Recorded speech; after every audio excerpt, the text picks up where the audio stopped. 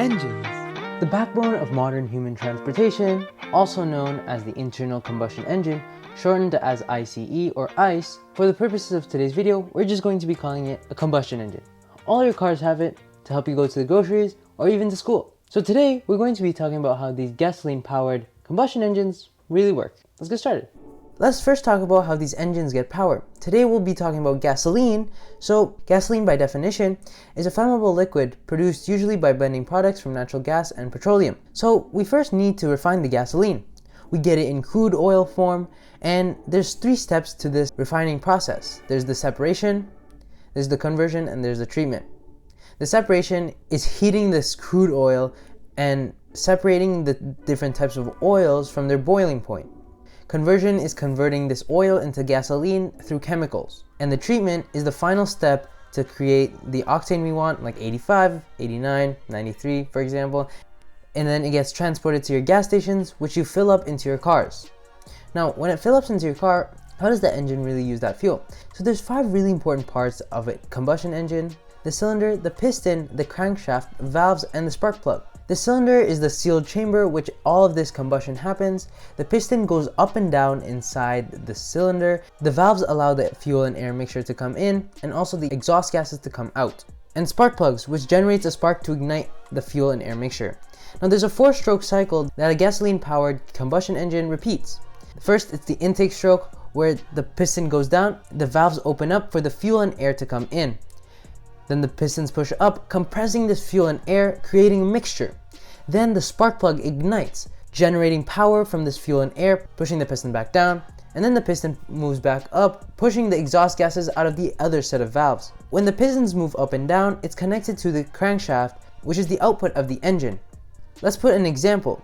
In a car, when an engine receives its fuel and air, the pistons go down and does the 4-stroke cycle again, compresses the fuel and air mixture, spark plug happens, the piston goes down, and then the piston comes back up. The exhaust gases go out through the exhaust valves, out through the exhaust pipes. Again, the output is through the crankshaft, which in a normal combustion engine vehicle is connected to a transmission, transforms the rotational energy of the crankshaft into gears, which rotate the axle and wheels and which make the car move. Did you see how it said hybrid there? So interestingly, this car right behind me is actually not just working on that one system of the combustion engine using the gasoline to power the transmission, to move the crankshaft, which powers the transmission, which moves the axles. But this actually uses the gasoline combustion engine to charge some batteries, which is used to power electric motors. However, this is not a plug-in hybrid where you have to charge the battery itself, but relies on the engine to charge the battery. But obviously, it's not only cars that just use combustion engines. There's also mopeds and scooters, which are very popular in less developed countries, in Philippines and Indonesia, because they're a lot more cheaper to get. There's also the bigger counterparts, which are the motorcycles.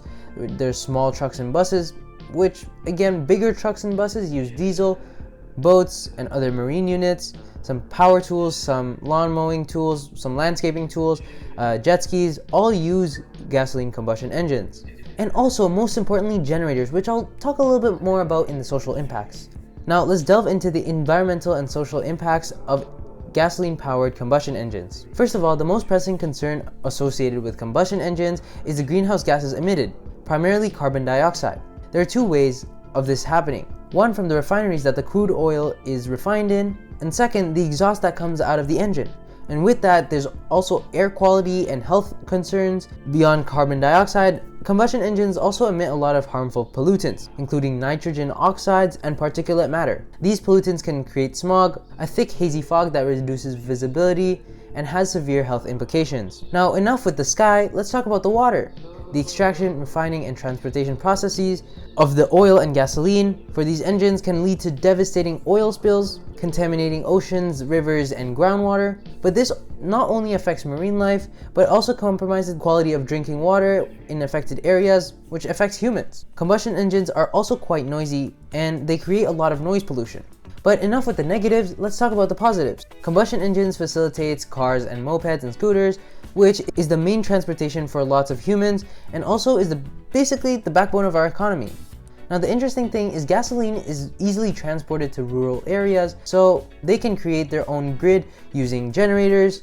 These engines have also created jobs in manufacturing, maintenance, infrastructure development, contributing to economic prosperity. With that being said, combustion engines are relatively a lot cheaper than, let's say, an electric car versus a gasoline powered vehicle. It's a lot more cheaper, so it's not only the rich countries that get to progress and modernize, but also the less wealthy, less rich countries get to also develop along with these rich countries.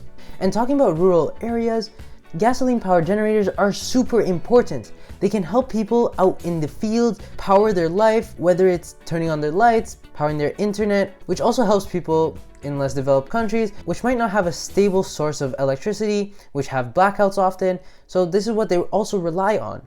Yes, there's a lot of positives, but as we marvel at the power of gasoline-driven engines, let's also remember our responsibility.